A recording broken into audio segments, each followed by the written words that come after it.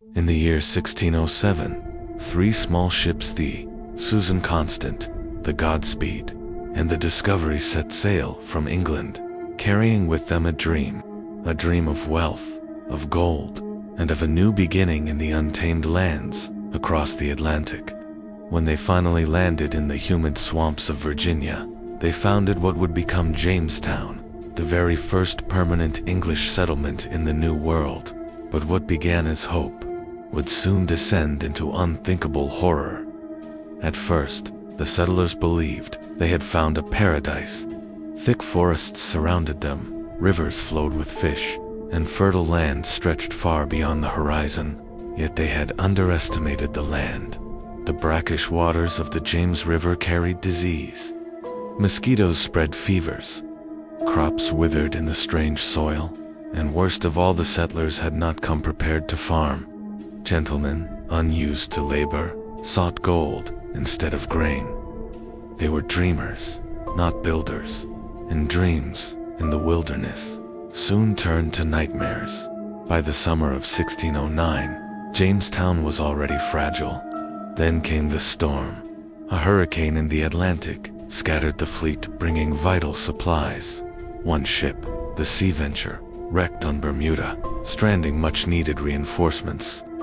Without food shipments, Jamestown was left vulnerable. As autumn set in, the Powhatan Confederacy, once uneasy, allies turned hostile. Trade ceased. Hunters were ambushed.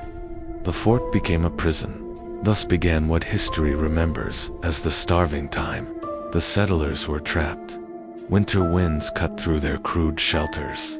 Snow buried the wooden palisades of the fort. With food gone, desperation took hold. First, they ate their horses, then their dogs. Cats vanished from the fort. They dug for roots, gnawed on tree bark, boiled shoe leather. Rats and snakes became delicacies. Yet even these scraps could not sustain them. Death stalked Jamestown like a shadow. By January of 1610, corpses littered the settlement. Every morning, the survivors woke to find another body frozen beside them. The graveyards filled until there was no soil left to dig. Some bodies were dumped into shallow pits, others hidden in cellars. The settlers, reduced to shadows of men, hollow-eyed and skeletal, turned from the laws of God and man. And then came cannibalism. One account speaks of a man who murdered his wife, salted her flesh, and stored it for food. When discovered, he was executed, but he was not alone. Archaeological evidence from Jamestown reveals human bones, butchered like livestock, cut open for marrow, scraped for every last scrap of sustenance. Mothers may have eaten their children, friends, their companions. The line between man and beast dissolved in the hunger.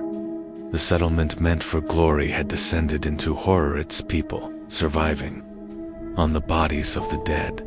Out of 500 settlers who entered that winter, barely 60 emerged alive when spring came.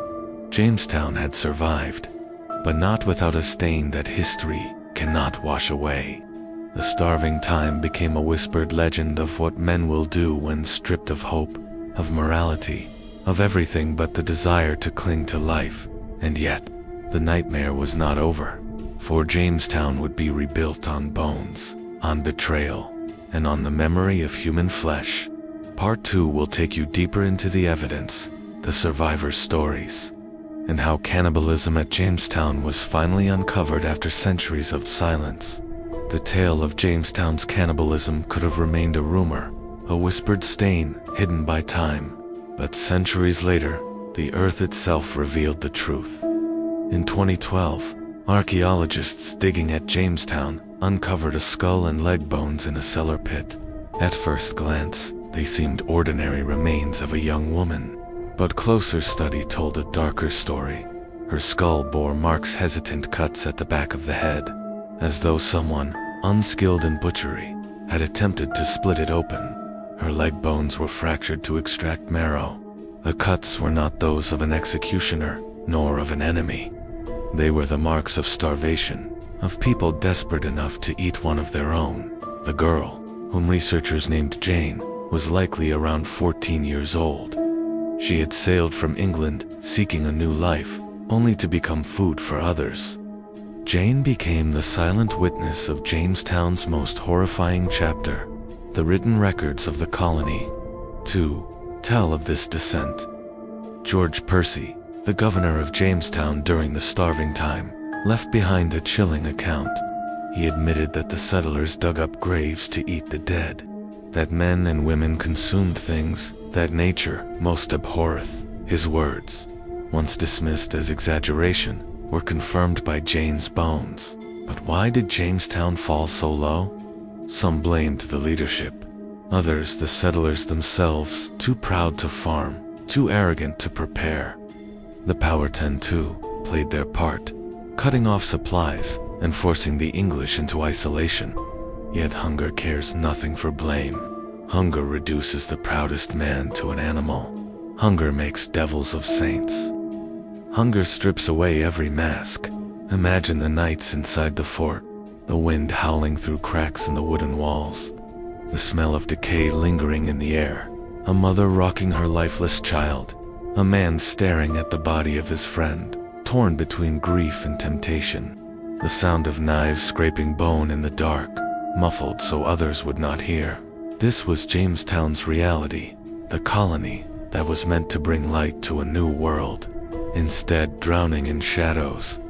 By the spring of 1610, when relief finally arrived from England, the sight was beyond belief. Survivors staggered out of the fort like ghosts, skin clinging to bone, eyes sunken deep. Out of 500 settlers, only 60 had endured, and those 60 carried with them the memory of what they had done and what they had eaten. Yet Jamestown did not vanish. Reinforcements came. More settlers arrived. Tobacco eventually brought wealth. The colony grew. America itself would rise from these ashes, but beneath that triumph lies a darker truth. The foundation was built not only on courage and struggle, but also on the flesh of the dead.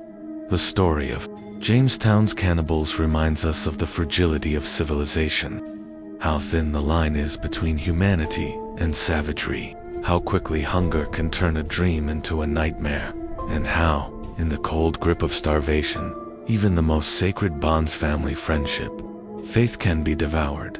Final words: Jamestown was meant to be a beginning. Instead, it became a warning that the wilderness does not forgive, that dreams demand sacrifice, and that sometimes, to survive, man must confront the darkest hunger of all, the hunger for human flesh.